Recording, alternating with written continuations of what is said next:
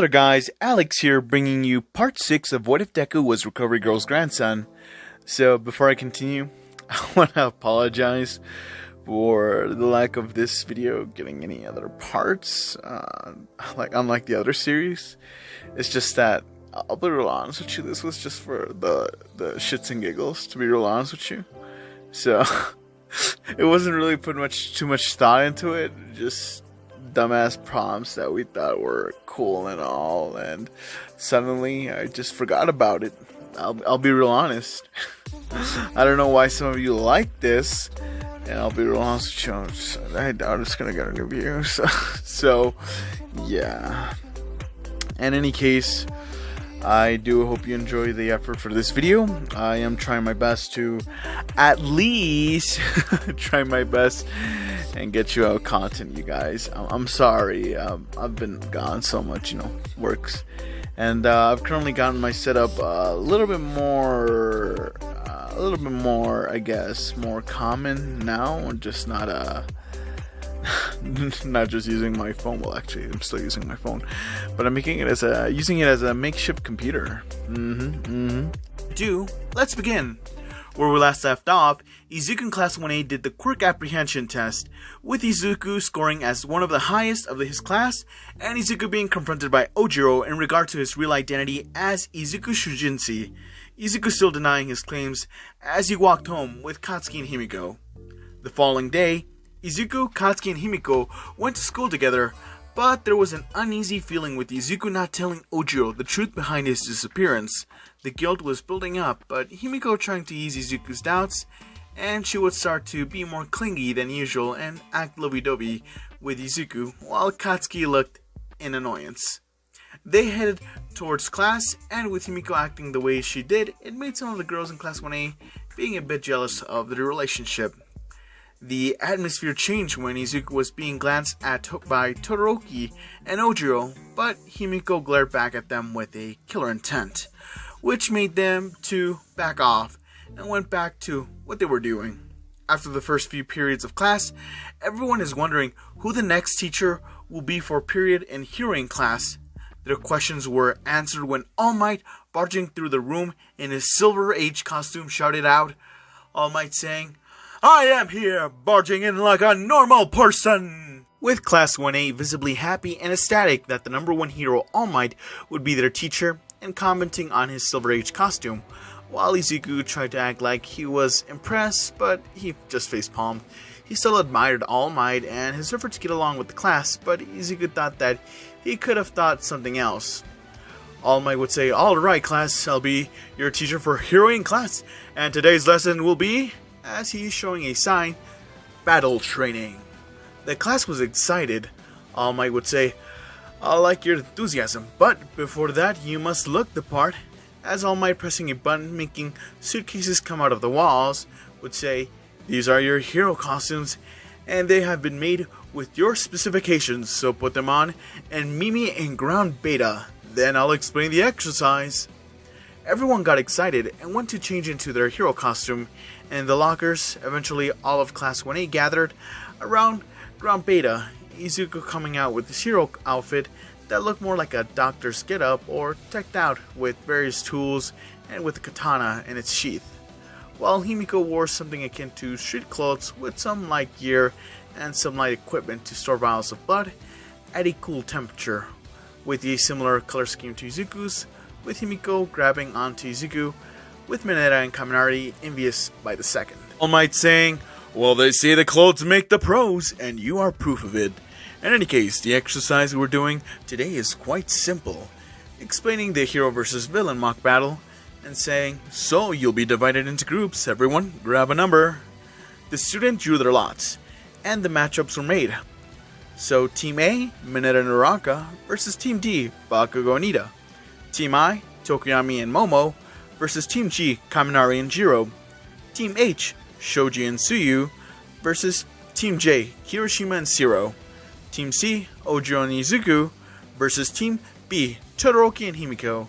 Team E, Aoyama and Mina, versus Team F, Sato and Koda. Once Izuku realized that he was paired up with Ojiro, he rolled his eyes, realizing their teamwork will most likely be affected, with Ojiro feeling the same way about the situation, while Himiko had a pouty face for not being on the same team as Izuku. First match, with Bakugo being less aggressive than his canon self, he managed to work alongside Ida, and with Mineta being the perv he is, and being matched with Ochako, a problem waiting to happen, and hijinks ensues, therefore the villain team wins. The second match, Momo and Tokoyami would be a pretty well duo together with the dynamic of brains and bronze, and complementing for each other's weaknesses. For Jiro and Kaminari having a slight advantage for a one-shot takedown with Kaminari's lightning quirk, and reconnaissance with Jiro locating them. Kaminari succumbs to his brain fright state, making the match a 3-on-1. Jiro had no way out. She either fought and lost, or surrendered and lost. She did the latter. Thus, the hero team wins. The third match, to make this very short, hero team wins. The fourth match, Izuku and Ojiro entered the building, with both of them not communicating or discussing a strategy beforehand, trying not to bicker amongst each other. As they entered the building, the whole building would start to be covered in ice, with both of them frozen to the ground. Izuku would quickly dissipate the ice, confining the space with an invisible barrier, and with one swing of his katana, the ice turning into shaved ice, which became slush afterward, which caught Todoroki and Himiko off guard for the fact that they haven't won yet. Meanwhile, Izuku and Ojiro were getting closer to the top of the floor of the building, since it is the most logical spot to keep the bomb at. Ojiro would follow Izuku's lead, trusting his judgment, but still trying to get answers for his fake disappearance, but Izuku didn't answer. With the bomb being at the very end of the room of the floor they arrived at, Ojiro tries heading towards the bomb, but suddenly he's grabbed by the shoulder. He turns back, seeing Izuku behind him. Ojiro saying, "Why stop if the objective is in front of us?" Before getting blasted with ice to near wall, getting frozen in place, with Ojiro shouting out Izuku's name, with Izuku he was seeing turning into Himiko, and Ojiro taken aback by this. The real Izuku saw where the ice came from and went to face off with Todoroki, pretty much taking him down without any difficulty. On the other hand, Izuku engaged with Himiko, and their fight ended up having a mixed match, with both of them flirting while trying to take the other one down without using their respective quirks. It arrived to the point where Izuku had lost the point of the exercise, but quickly got back on track and getting the bomb before Himiko could take him down, leaving him with only a minute left before time ran out. All Might saying, "Hero Tim wins!" Izuku, sighing in relief, would say, "Glad that's over." All Might would say, "Young Bakugo and young Ojiro, you're about to lose by default by 1 minute. I must say, I'm impressed, but young Bakugo, I must say that you and Miss Toga were kind of getting into your own little world. Next time, please refrain in doing so in an exercise." Katsuki saying, "Yeah, damn nerd. Just get a room already. I'm tired of seeing you guys throw like that. Makes me want to explode your asses to the moon." Izuku and Himiko looked at Katsuki with a face that implied, "What's that supposed to mean?" All Might saying, "Young Bakugo, that's not a very nice thing to say." Katsuki saying, "You were kinda asking for it, especially knowing what Izuku has in mind." Izuku chuckling, saying, "I just wanted Himiko to have a chance to show what she's capable of, and it wouldn't have been fair to take her down like that." Himiko would start blushing, saying, "Oh, Izu, you didn't have to do that for me, silly. You should have shown everyone what you're really capable of." Katsuki saying, "And I've proven my point." Everyone hearing Himiko's statement, and they came to the conclusion that Izuku was holding back and not taking it seriously, and that thought kept the whole class and even Todoroki on edge on what he was really capable of, considering the fact that Izuku, with one swing of his sword, he turned Todoroki's ice into shaved ice, which protected Izuku and Ojiro from turning into popsicles, and not to mention after Aizawa's test, Izuku rearranged Mineta's body as if he was a doll. The fifth match, to make this short, the hero team wins. After the whole exercise was completed, the whole group were giving out pointers to their teamwork strategy and overall performance. Then they would finish their last period of class. A few days later, it's the beginning of school. Izuku and Himiko went together to school, while Katsuki giving them a head start to avoid their couple banter and flirting. Once they arrived in class, Aizawa gave them a glare that only meant one thing: more torture, but Aizawa would say, "A lot of you forgot to do one important thing. Putting the class on edge, except those like Izuku, Katsuki, and Todoroki." Aizawa was saying, "You need to pick the class representative. Meanwhile, I'll take a nap. I hope you decide before this period ends." Class was relieved, but students like Mineta started to yell at Aizawa to not scare them the next time. But Aizawa didn't care about the class's complaints. He entered his sleeping bag and was out cold soon after. The class decided on who should be the class rep. Ida comes out with the voting system, and lo and behold, Izuku ended up having 8 votes, followed by Katsuki with 4 votes, Momo with 3 votes, and Ida with 2 votes, while others had 1 vote or none at all. Izuku would say, this was unexpected. Katsuki saying, "Face the nerd, with the 2 of us leading these bunch of losers, they might become." Izuku, with an amused look, would say, "Katsuki, no." Katsuki, confused, would say, "Wait, what?" Izuku would say, "How many times do I have to tell you that you shouldn't call others people losers? It's not nice." Katsuki, nonchalant, would say, "Who cares?" Izuku, rolling his eyes, would say, "You never change, do you?" Katsuki saying, "You bet your ass I won't." Izuku, smirking angrily, "Which brings me to something that I should tell you. I know you snitched on me, you damn romantic fanatic." Everyone in class were kind of shocked hearing Izuku call Katsuki that, and Katsuki started to get red in the face and being embarrassed. Katsuki, embarrassed, would say, "Why did you have to call me that?" Izuku, shrugging and being sarcastic, would say, "Who knows? Oh wait, because you snitched on me perhaps? And then I thought, let's bring out the old skeleton in the closet and share it to our class." Tsuyu, chiming in, would say, "So Katsuki, you like romance novels? Ribbit?" Mina sarcastically would say, "And we all thought you were mean." Katsuki, embarrassed, would say, Shut up. I don't like romance novels. They just happen to be the only source of reading material in my house, aside from school books, and that's it." Izuku would say, "And here comes the tsundere side." Katsuki mumbled angrily to a tone of voice that nobody can make out what he said. Izuku would say, "What was that, Katsuki?" Katsuki saying, "I'm sorry, okay? I shouldn't have said anything to Mom." The girls and some of the boys in her monologue would say, "He actually apologized?" After some more bickering between Izuku and Katsuki, the bell rang and they all went to the cafeteria to get lunch. Izuku, Katsuki, and Himiko were at the table discussing with Katsuki on how they found out, but Izuku forgave him, which was why he shared that info with the class and getting a good laugh out from it, and not to mention that the fact of actually proving that Katsuki in reality is a chill guy, instead of snitching on him regarding other stuff that he did to Mitsuki, which could have led to a yelling battle between Katsuki and Mitsuki at dinner, which would have been worse. And while the trio was talking, Kirishima, Ochaka, Ueda, and Mina joined them.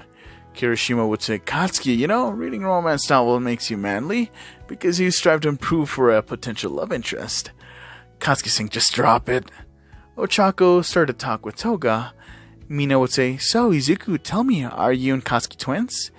Izuku would say, "Oh, no, we're cousins. My parents went overseas to work, and I stayed here with my aunt, so we grew up like brothers." Mina would say, "I see." Ida would say, "I must say, you..." Before Ida could finish his sentence, the alarm went off and the cafeteria became a pandemonium. And it's resolved the same way as in the anime, but instead of Ida getting the attention of the students, it was Katsuki, while calling them extras. Thus, Katsuki becomes rep, while Izuku backs off, and Momo becomes vice rep for the number of votes she had. Time skip to the day of the USJ trip. During this time skip, Izuku actually visited the infirmary to see Recovery Girl so that they could catch up. In the meantime, that morning, Fido has been clinging to Izuku, and with both Mitsuki and Masaru not being home, Izuku had no choice but to bring Fido along at school. Once at school, Izuku explained the situation to Aizawa, and he didn't care if a dog tagged along, while mentioning that at least the dog is well behaved, unlike the students. Thus, they put on their hero suits and they entered the bus. During the trip, they talked about the strongest students, the smartest students, and then they talked about the quirks.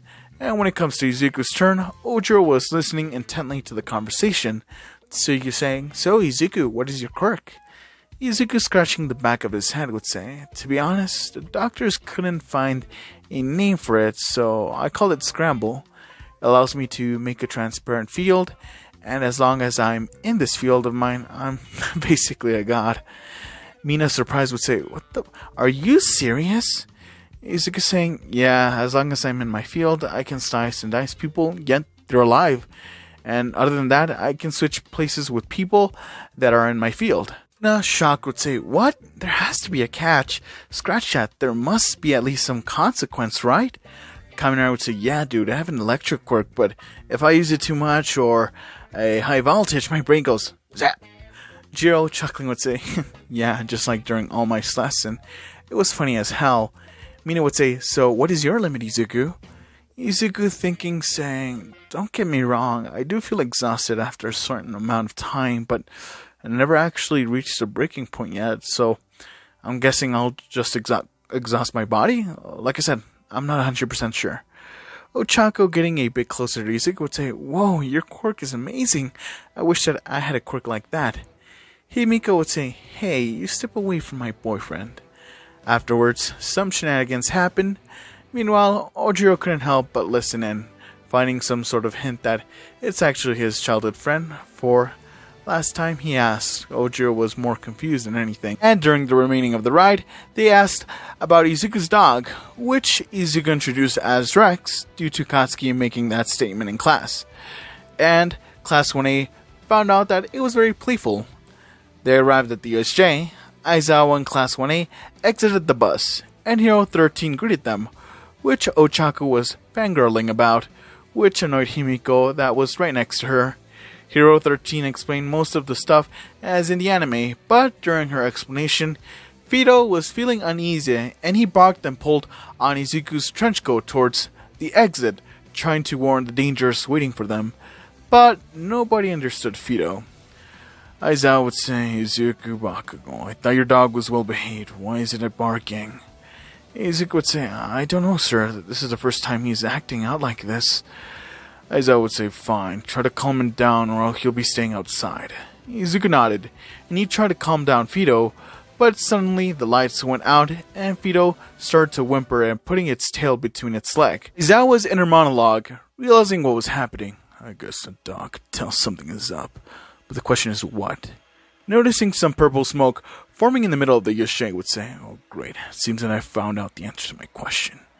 As Aizawa starts putting on his goggles and would say, "Now to get rid of the trash." Class 1A saw Aizawa putting his goggles on. They were about to ask him what was wrong. Aizawa would say, "Izuku Bakugo, I guess I must apologize, but there's no time for that." And he would look to Hero 13 saying, "13, take the students and get outside and call for backup. UA has been infiltrated. I'll keep our guests entertained." Aizawa jumped into the fray while 13 tried to escape with the students. Meanwhile, at the center plaza of the USJ, an individual would say, "Kirigiri, I don't see any of our two objectives. Are you sure your intel was right?" Kirigiri would say, "Yes, Master Shigaraki, but I guess that there was a change of plans that we couldn't have predicted." Shigaraki would say, "And what about the second objective, that rumored kid, that rare quirk that Master has been searching for all these years?" Kirigiri would say, "To be completely honest, I'm not sure he's been missing this entire time, but reports say that a kid in his class resembles him, but we could be wrong." Shigaraki would say, "It matters not. Let's make the students fight so that we can evaluate their quirks and make sure that the kid in question remains alive. But the rest, I guess we could bring a master a few more useful quirks, and I'm sure that eventually All Might will make his presence known. Why don't you announce our objective to them? I would like to see the horror in their faces."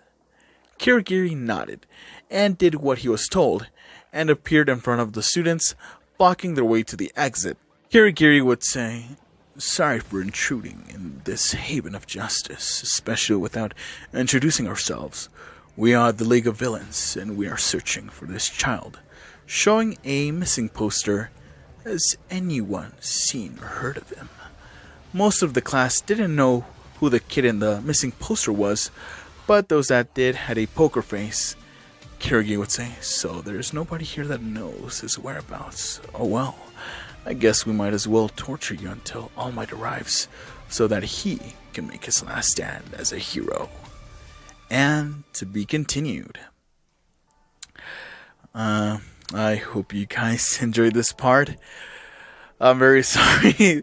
This was a very long time due episode. I know, I apologize. It's just so much that has been going on. You already know. Same old stuff and excuses you might guys be already tired of me saying. But anyway, I really want to thank out the Patreon supporters. Will Finister, Mitchell, Cameron Doyle, Pink Saber, John Miller, Supreme Spider-Man 578, Derek Hawkins, and Asabel. Thank you for being the Patreon members. I truly appreciate your support for the channel. Again, this helps me more for less, just for buying some equipment more than anything else. I have a job to pay my bills, don't worry about it. And I do apologize for the lack of video updates and for art in the Patreon. I'm currently working on fixing some stuff with the original parts, original stuff I had on the Patreon, and I was like, yeah, I don't think this is up to what I would like or what I look. So I'm trying to up the quality of that and fix some anatomy issues that I had with the pieces I made prior. So yeah, just be on the lookout for that. I'll make sure to be posting more stuff for that. Don't worry. So in any case, if you want to support the channel, it'd be much appreciated. Again, YouTube's pin verification is pretty trash, so it'd help a lot, mean a lot. And yeah, I hope you enjoyed the video. Sorry for the long-awaited video. I really don't know. I just doubt that this. Let's just say, if the video gets 500 likes and at least 1,000 or 2,000 views, I'll try to do the next part as quick as I can. I can't promise that, but I'll try. I just can't always keep my word because I'm all over the place sometimes. But in any case, I hope you have a good day or good night. Peace out.